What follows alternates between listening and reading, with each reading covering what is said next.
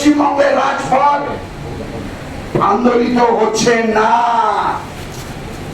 আমি করতে হবে বলবো না, করুন। আমাকে কি করতে হবে তাই বলুন।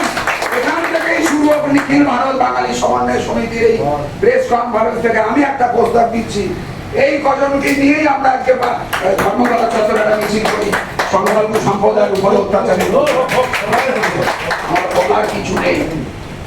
আপনারা ঝাঁপিয়ে পড়ুন এই মুহূর্তে। এক্ষুনি 40 লক্ষ মানুষ, ফিলিস্তিনের কলক্ষ ফিলিস্তিনি, 30-40 লক্ষ হবে এত ফিলিস্তিন। না ইসরায়েল কোথায়? সেই 10-12 লক্ষ ফিলিস্তিনিদের জন্য 57টা মুসলিম কান্ট্রি এক হয়েছে ইসরায়েলের বিরুদ্ধে। ফিলিস্তিনি আন্দোলনে আজকে কতদিন ধরে চলছে, অথচ 1,40,00,000 হিন্দু অধ্যুষিত বাংলাদেশ। তবে সুখের হলেও মানে দেরিতে হলেও আজকে শাহবাগে হিন্দুদের একটা মহা মিছিল বেরিয়েছে। এটা দেরি হলেও এটা যদি সাথে সাথে হতো তাহলে মনে হয় জিহাদিরা ওইভাবে হিন্দুদের ঘরবাড়ি সম্পত্তি নষ্ট করতে পারতো না। যাই হোক, আর বলার কিছু নেই।